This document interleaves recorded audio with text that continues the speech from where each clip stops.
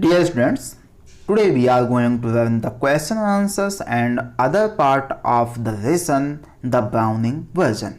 As you can see here, this is the 6th chapter of your English textbook of class 11th. The writer of this lesson is Terence Rattigan. As you know, this is an one-act play. This is a one-act play. यह एक एकांकी है, एक छोटा सा नाटक है जो कि एक स्कूल को दर्शाया है, उसके दो टीचर्स और वहाँ के एक बच्चे के बारे में है। तो चलिए इसके क्वेश्चन आंसर्स को देखते हैं। पहला क्वेश्चन है, comment on the attitude shown by टेपरो towards Quaker Harris.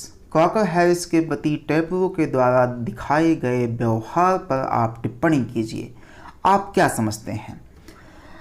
तो आंसर देखिए, टेपरो is a student of mister Quaker Harris. टेपरो mister Quaker Harris का एक विद्यार्थी है। He likes him. वह विद्यार्थी क्वाकर हैरिस को पसंद करता है। एंड एडमायर्स हिम, और उनकी प्रशंसा भी करता है। क्यों करता है? फॉर हिज प्रिंसिपल, क्योंकि वह सिद्धांतों को मानने वाले हैं, सिद्धांतवादी हैं। Although mister Quaker Harris is very strict, यद्यपि मिस्टर क्वाकर हैरिस जो हैं वो बहुत कठोर हैं। एंड फॉलोज द रूल्स, और नियमों को मानने वाले हैं। टेपरो likes his sense of discipline, लेकिन टेपरो को इतने कठोर, इतने नियमों को मानने वाले मिस्टर क्वाकर हैरिस के डिसिप्लिन, उनके अनुशासन को वो बहुत पसंद करता है। ही सेज दैट, वह कहता है कि he is not a sadist, कि मिस्टर क्वाकर हैरिस एक सैडिस्ट नहीं है। सैडिस्ट आप जानते हैं, एक ऐसा व्यक्ति जो दूसरों को दुख देकर या दूसरों को दुखी देखकर खुश होता हो। तो कहता है मिस्टर क्वाकर हैरिस ऐसे व्यक्ति नहीं हैं। He does not like being liked, उनके बारे में एक और चीज़ थी कि उनको कोई पसंद करे, ये उनको पसंद नहीं था। उनको कोई लाइक करे, ये उनको पसंद नहीं था। Mr Quaker Harris is not biased, Mr Quaker Harris पक्षपाती भी नहीं थे। वह सही को सही, गलत को गलत कहते थे। ही सेज टू टेपरो, वह एक बार टेपरो से कहते हैं that he will give what he deserves, वह उसको वही देंगे जिसके वो काबिल है, जिसके वह लायक है।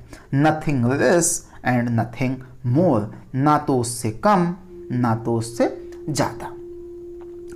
Now come on to the second question. Does Frank seem to encourage Tepro's comment on Quaker Harris? आप क्या मानते हैं? क्या क्वाकर हैरिस पर टेपरो के द्वारा कमेंट किए जाने को जो दूसरे टीचर थे फ्रैंक, वो उसको उत्साहित कर रहे थे, उसको बढ़ावा दे रहे थे कि वह क्वाकर हैरिस पर टिप्पणी करे? Does Frank seem to encourage Tepro's comments on Quaker Harris? क्या फ्रैंक जो टीचर थे वह टेपरो को क्वाकर हैरिस के प्रति टिप्पणी करने के लिए बढ़ावा दे रहे थे, उसको इनकरेज कर रहे थे, उत्साहित कर रहे थे? सो आंसर देखिए, यस, हाँ, Frank seems to encourage Tepro's comments on Mr Quaker Harris. हाँ, ऐसा लगता है कि जो फ्रैंक महोदय थे, वो टेपरो को मिस्टर क्वाकर हैरिस के प्रति टिप्पणी करने को इनकरेज कर रहे थे, बढ़ावा दे रहे थे। He encourages him to give answer to his questions about him, वह उसको प्रेरित कर रहे थे कि वह उनके द्वारा क्वाकर हैरिस के लिए पूछे जाने वाले प्रश्नों के उत्तर दे। ही इनकरेजेस हिम, वह उनको प्रेरित कर रहे थे टू गिव आंसर, उत्तर देने के लिए, टू हिज क्वेश्चन, उसके प्रश्नों का, about him, about mister Quaker Harris. मतलब फ्रैंक जो है क्वाकर हैरिस के बारे में बार बार पूछकर उनके जवाब चाहते थे। He also ask him to imitate the way mister Quaker Harris speaks, वह ये भी पूछते हैं कि तुम इमिटेट करो, नकल करो, द वे, उसी तरीके से जैसे मिस्टर क्वाकर हैरिस स्पीक्स बोलते हैं। Frank did not like the effect mister Crocker Harris has. Frank जो है मिस्टर क्रॉकर हैरिस के उस प्रभाव को पसंद नहीं करता था जो कि बच्चों के ऊपर था। और कौन सा प्रभाव था? डर वाला। सारे बच्चे उससे डरते थे। इस प्रभाव को फ्रैंक पसंद नहीं करते थे। क्वेश्चन नंबर 3 है, the third question is what do you gather about Crocker Harris from play. इस नाटक में क्रॉकर हैरिस के बारे में आपकी क्या राय बनी है? आप इस नाटक को देखने, सुनने और पढ़ने के बाद क्रॉकर हैरिस के बारे में क्या अपनी सोच या राय बनाते हैं? तो आंसर देखिए। मिस्टर क्रॉकर मतलब उनके बारे में आपकी क्या धारणा है, क्या विचार है, ये आपको बताना है। Mister Crocker Harris is a middle aged school master. Mister Crocker Harris लगभग 40-50 साल की उम्र के एक स्कूल मास्टर हैं। Who is a strict man, जो कि एक कठोर व्यक्ति हैं। एंड बिलीव्स इन डिसिप्लिन, और अनुशासन पर उनका पूर्ण विश्वास है। एंड रूल्स, और नियमों पर भी। He seems to hate people who like him.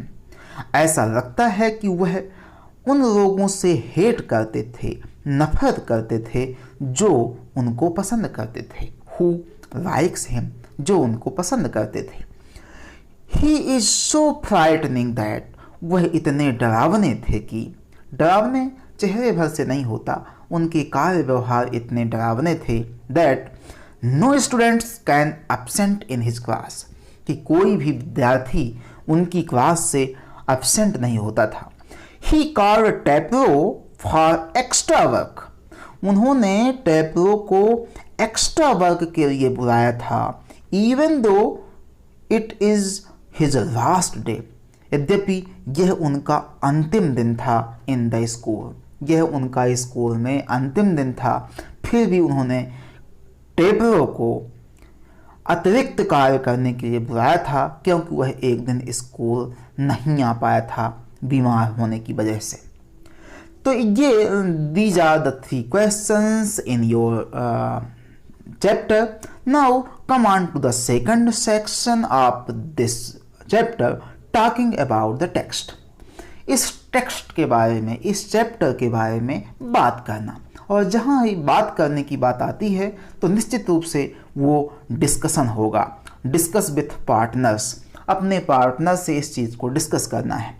तो यहाँ जो आंसर दिए जा रहे हैं वो एक ओपिनियन है। इस प्रकार आप अपने डिस्कशन को आगे बढ़ा सकते हैं। ये हूबहू आपको कॉपी नहीं करना है, इसको आप लिख लीजिए, फिर इसी आधार पर आप किसी अपने साथी से डिस्कस करिएगा। पहला क्वेश्चन है, talking about teachers among friends. शिक्षक के बारे में अपने दोस्तों के बीच में बात करना, इस टॉपिक पर आपके विचार क्या हैं? तो चलिए देखते हैं। Students often discuss about teachers among friends. विद्यार्थी जो होते हैं वह अपने दोस्तों के बीच में अक्सर शिक्षकों के बारे में बात करते हैं। It is their favourite pastime, यह उनका एक पसंदीदा टाइम पास भी होता है। They are quite intelligent and observe every action of their teacher. वह काफ़ी इंटेलिजेंट होते हैं, कौन? बच्चे। And observe every action of their teacher, और अपने टीचर के प्रत्येक एक्शन, प्रत्येक कार्य व्यवहार को वो क्लोजली मॉनिटर करते हैं, बड़े ध्यान से देखते हैं, ऑब्जर्व करते हैं। They imitate the teachers style, वह कई बार अपने शिक्षक की शैली की कॉपी करते हैं, नकल उतारते हैं, चाहे वो उनका बोलना हो, चाहे उनका लिखना हो, या चाहे उनके सेंस ऑफ ड्रेसिंग हो, कपड़े पहनने या पहनावा हो। Some students consider his teacher as their role model. कई विद्यार्थी अपने किसी शिक्षक को अपना एक रोल मॉडल, आदर्श व्यक्ति मानते हैं। A teacher attracts his students not only by his knowledge and teaching. एक शिक्षक विद्यार्थियों को न केवल अपने ज्ञान और शिक्षण विधियों से आकर्षित करता है, अट्रैक्ट करता है, but the way he communicates and interacts with student, बल्कि वह किस तरीके से उनसे संवाद करता है, किस तरीके से उनके बीच में घुलता मिलता है, यह इस पर भी निर्भर करता है। Good relation between teacher and students is necessary. बच्चों और शिक्षक के बीच एक अच्छी स्वस्थ संबंध आवश्यक होते हैं, so that students can learn without fear, ताकि विद्यार्थी बिना भय के विद्यालय में अध्ययन कर सके। Now come on to the second question, the manner you adopt when you talk about a teacher to other teachers. जब आप किसी टीचर के बारे में दूसरे टीचरों से बात करते हैं तो आपको कौन से मैनर्स, कौन से व्यवहार, कौन से तरीके अडॉप्ट करना चाहिए, अपनाना चाहिए, कौन से मैनर्स आपको होने चाहिए जब आप किसी शिक्षक के बारे में अन्य शिक्षकों से बात कर रहे हों। तो ऐसा आप डिस्कशन चालू कर सकते हैं। We should respect our teachers and address them with respect and politeness. हमें अपने शिक्षकों का सम्मान करना चाहिए और उनको बड़े ही विनम्रता और आदर के साथ संबोधित करना चाहिए, एड्रेस करना चाहिए। When we talk about a teacher to other teachers, जब हम किसी शिक्षक के बारे में बाकी शिक्षकों से बात करें, we should not forget normal courtesy। हमें सामान्य शिष्टाचार, नॉर्मल कॉर्टसी, सामान्य शिष्टाचार नहीं भूलना चाहिए, फॉरगेट नहीं भूलना चाहिए। The dignity of a teacher, एक शिक्षक की जो डिग्निटी है, गरिमा है, शुड नॉट बी रोबर्ड, उसको कम नहीं किया जाना चाहिए। रोबर्ड मीन्स कम करना। बिफोर अनदर, किसी दूसरे के सामने। Our remarks should not be abusive, जो हमारी टिप्पणियाँ होती हैं वह अशोभनीय नहीं होनी चाहिए, अमर्यादित नहीं होना चाहिए, अब्यूजिव नहीं होना चाहिए। और डेरोगेटरी, डेरोगेटरी मीन्स होता है अपमानजनक। हमें कभी भी शिक्षकों के प्रति अपमानजनक या अशोभनीय रिमार्क्स यानी टिप्पणियाँ नहीं करनी चाहिए। We should never call them with their names, हमें जहाँ तक संभव हो उनको उनके नाम से नहीं बुलाना चाहिए। Now come on to the third question, reading plays is more interesting than studying science. Plays यहाँ खेलना नहीं है, प्रेज मीन्स यहाँ नाटक है। तो नाटकों को पढ़ना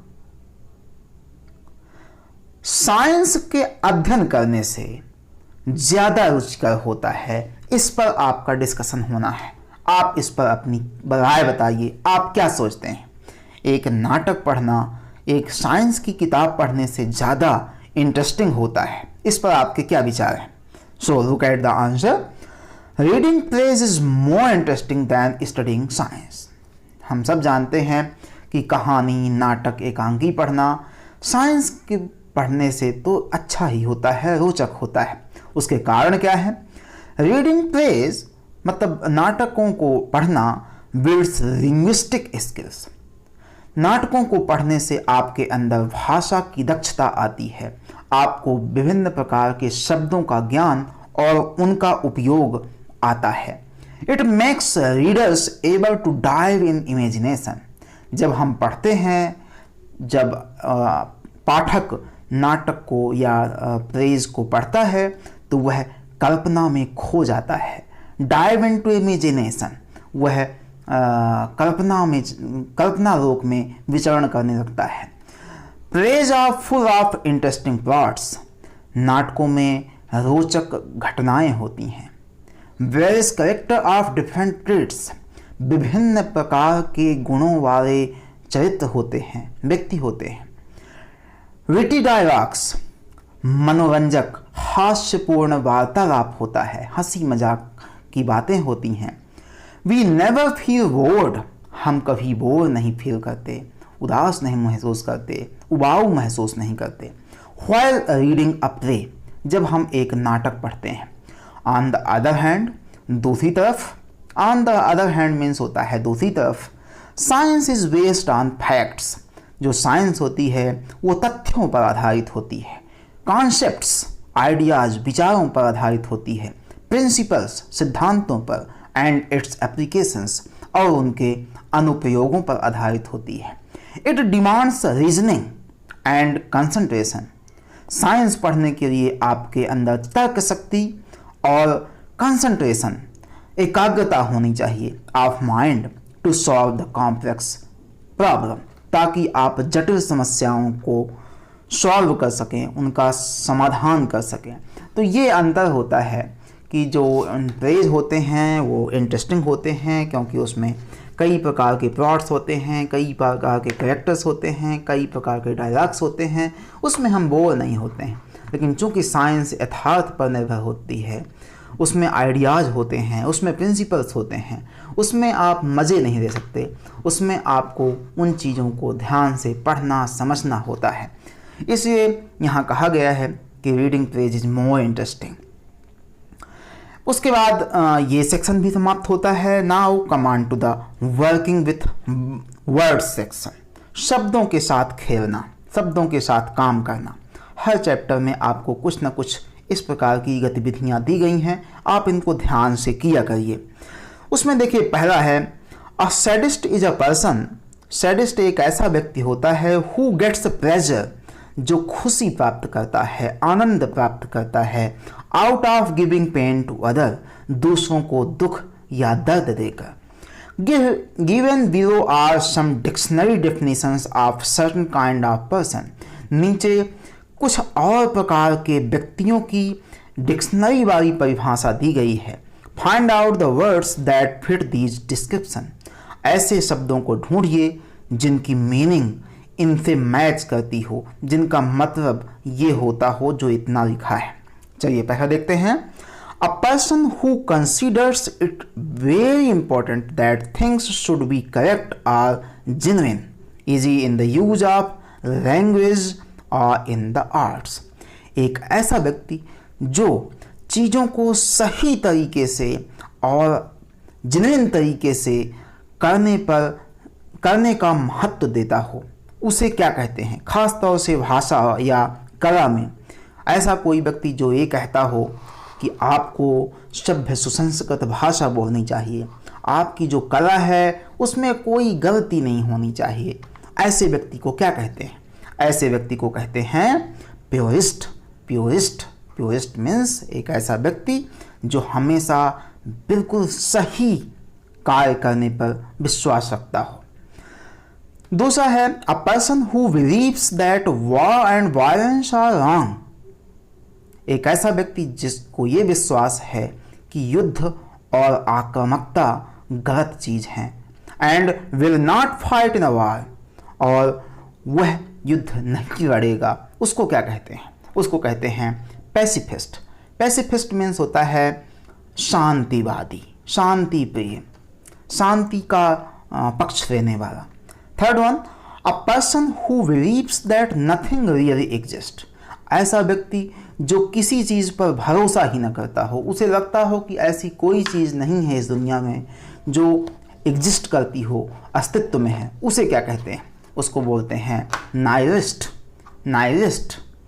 ओके, तो नाइलिस्ट मीन्स होता है एक ऐसा व्यक्ति जो किसी भी चीज़ के होने पर प्रश्न चिन्ह लगाता हो, उसका मानना हो कि ऐसी कोई चीज़ नहीं है, नाइलिस्ट। अच्छा सॉरी, NIHILIST, यहाँ आई जोड़ दीजिएगा। The fourth one a person who is always hopeful and expect the best in all things, एक ऐसा व्यक्ति जो हमेशा आशा से भरा रहता है और सोचता है कि चीज़ें अच्छी ही होंगी, भविष्य में चीज़ें ठीक ही होंगी, उसे क्या कहते हैं? उसको ऑप्टिमिस्ट कहते हैं। ऑप्टिमिस्ट मीन्स होता है आशावादी। और अ person who follows generally accepted norms of behaviour, एक ऐसा व्यक्ति जो सामान्य व्यवहार के जो मानक हैं उनको एक्सेप्ट करता हो, स्वीकार करता हो, तो उसे क्या कहते हैं? उसको बोलते हैं कन्फर्मिस्ट। कन्फर्मिस्ट। और लास्ट है a person who believes that material possessions are all that matter in life, एक ऐसा व्यक्ति जो जिंदगी में भौतिक चीज़ों पर ज़्यादा विश्वास करता हो। फ्रिज, कूलर, एसी, पहनना, ओढ़ना, खाना पीना, ये जो सामान्य भौतिक चीज़ें हैं, जो इन पर ज़्यादा विश्वास करता हो, उसे क्या कहते हैं? उसे कहते हैं मटीरियलिस्ट, भौतिकवादी।